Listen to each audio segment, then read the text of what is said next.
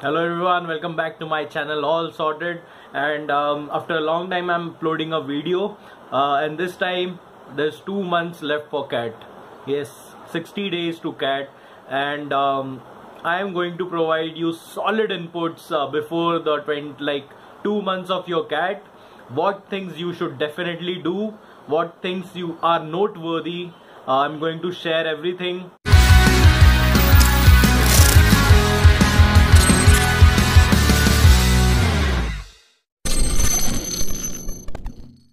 My coaching institutes has told me what are the experiences of my friends, my personal experiences of appearing for the CAT earlier, and this 2 months phase is going to create a lot of difference if you put the right efforts in the right direction. Okay, nearly 40% of your result will depend on the last 2 months of the preparation. I mean, how you handle the situation at this point of time is going to create the magic right now.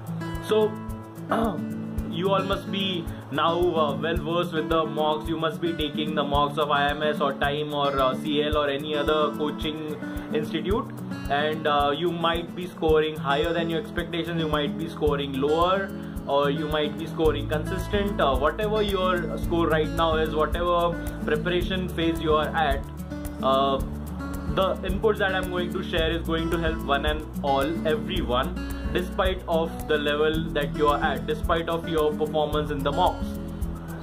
So coming back, so the number one thing that is the most important right now is taking mocks. So ideally there are 2 months left now, 60 days. You should be taking one mock every 3 days. One mock every 3 days. So in 20 mocks will be there in 60 days. So you should be in the position of taking 20 mocks at least from now, from today. And just taking a mock is worthless if the analysis of mocks is not happening properly. No matter if you have done the analysis till this point or no, you might have just skipped the analysis and moved to the next mock. Many of the times we just see the score that we had in quant or verbal or DILR, and we see the questions that went that were correct. We don't give a damn about the questions that were correct. We just see the solutions to the questions that were wrong, and we just move on thinking that we'll not repeat the mistake. Now the mistake is this, that the biggest mistake is not analyzing the mocks properly, because the jump in the scores will not be visible until you do this work. This is the mandatory thing. All the toppers, everyone, every YouTube video you watch about CAT, toppers, they'll stress the most to the CAT mocks. So even people are just taking mocks and analyzing it properly, they're in a better position to crack the CAT than a random person who is just completing the syllabus, is solving the questions without taking the mocks, or just taking the mocks for the sake of taking it. Assuming you have now done with your basic concepts of everything, you must have identified your strength and weak areas as well. So taking a mock, I'll tell you the procedure of mock analysis right now. So you take the mock on the day. Okay, after the mock has happened, do the analysis on the same day. Now that is a very important thing, because the questions are fresh in your mind, the approaches are fresh in your mind. If you do it on the second or third day, you might forget some things. You will not be that interested in the mock analysis as well. If you do it on the same day, there are many advantages than doing it on the other day. So you take the mock. After the mock is finished, you go back to the mock test and solve the questions again, which were left. The questions that you could not solve, or the questions that went wrong, you have to solve it without looking at the solutions. Okay, you do this thing first thing. Now in all the sections, you mark the questions in a better way, that the solutions are providing an alternatively better approach. Like say you would have taken average time of 5 minutes, where students have taken just 1 minute. Now you have to note it down. Why did you take that much time? And note it down in your paper, or maintain a book for SimCAT, your mock CATs analysis, where for quant, DILR and verbal, for each 3 sections you're marking you're noting every mistakes of yours. So the mistakes can be silly mistakes. Okay, the mistakes can be the second mistake can be you chose the wrong question and you could have solved it in lesser time. You just note the alternate approach. Okay, you note it down. There are some questions which were easy but left. I don't know for what reason. That is the biggest horrendous mistake that you can commit, leaving the easy questions and solving the tough ones. Then did you get stuck on a particular question, like on geometry? Did you spend too much time on that question, or could the question be have been solved by the options approach, just by substituting? Like many questions in inequalities and functions and logarithms maybe can be solved through options. So you have to make a note of all these points in your mock CAT analysis. Okay, now I'm going to drill down to the section wise analysis. How do we analyze the quant, verbal and DILR section? So first of all, in quant you have to note down the alternate easy ways that were provided in the solution. Number 1 point. Okay, you have to note down the silly mistakes that you made in the question. Okay, like taking assuming the question, interpreting the questions in the wrong way. If you found example, aggregate and sum and average, are all these three things the same? No, they are not. Aggregate and sum is the same thing. Average is different. You might have taken aggregate as average or something like that. You have to note it down so that you don't commit it again. Now, did you make a silly mistake is the second point. How much average time did you spend on the question? Because SimCATs, the IMS mock CATs gives you the time that you spent on the particular question. Now you cannot spend 5 minutes on a question and earn the same marks, right? So you have to note down where you're taking more time. Like example, geometry, were you stuck on a geometry question and did you take it on your ego that you have to solve it to the last step, otherwise I'm not moving forward? So keep these things noting. Is you have to note down the silly mistakes, the average time taken for difficult questions, or did you pick the wrong questions, and could you have solved the questions through options approach. These 4 things you have to note, and while taking the next mock CAT you have to go through these points again. You have to make it a part of your brain. That is called analysis. Why did it went wrong, and now not repeating the mistakes again. You have, before taking the next mock, you need to go through the last mock's mistakes, what you committed, and the only way your score will jump is you are not repeating those mistakes again. That is the only short way, and you'll see your scores jumping if you do thorough analysis and go back to the last mock mistakes and analyze them properly. It will take hardly like 10 minutes to just go through the last mistakes and not imbibing in your brain that you're not supposed to do it in the next mock. Now in the verbal section, most of the mistakes will be committed in the last 2 options. I'm sure you must have been arriving at the last 2 options. Use the option elimination techniques, like questions that are too extreme. The option that are too extreme cannot be the answer. The option that is rephrasing a part of the paragraph cannot be the option. Again, the third thing is very important, is the option answering the question that has been asked. So a lot of the times we get carried away by the option, and whatever is written in the option that seems right because we have read the passage, and it is from the passage, it is paraphrasing of the same thing, rephrasing. Okay, so we find that yes, it might be the answer. It is very seducing or very attractive option, but that might not be answering the question that is asked. You have to check if it is answering the option. So again, in verbal section you have to make note of these kind of questions. In the last 2 options, why did you select the wrong option? Because most of the times you will be stuck in the last 2 options.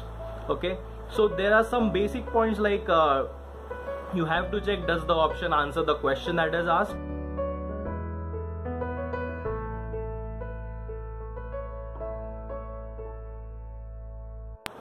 In summarize or main idea type of questions in the verbal, you might be tempted to mark an option by seeing the same words. You might be picking from a certain passage. If there's a passage and there are 4 paragraphs, and the main idea cannot be from just one paragraph. Okay, that might be every time there are options where they are picking main idea from a particular paragraph, like second paragraph. That is not the thing. For main idea questions, the idea should have been flowing from throughout the passage. So one approach is checking the first and last line of every paragraph while answering the main idea kind of question is a shortcut method. If you can read the whole paragraph, nothing like that, if you could catch the gist of every paragraph and the whole passage. But even if you want to make it doubly sure that if you are right, see the first and last line of every paragraph. That is the main idea of the whole passage. You have to make a note of all such mistakes. Why did you pick the wrong option? Okay, were you tempted to mark the option that were paraphrased? Did you mark the main idea from just one section? Did you take the fact as author's opinion, or vice versa? So you have to make note of all the mistakes that you committed while marking an option, or what was your line of reasoning, and why was it wrong. Just mark this thing, and before taking the next mock, see these points in verbal section. Why did you arrive at the wrong option while picking the two last options, and you're good to go, my friend. Okay, answer. So there are inference based questions and there are direct based questions. So solving the direct based questions in your RCs is a must. Solve all the direct questions first in an RC, and then move to inference based questions, because in directly based questions you can directly just search for that word which is asked in the question and read the upper two lines, lower two lines. You can arrive at the answer.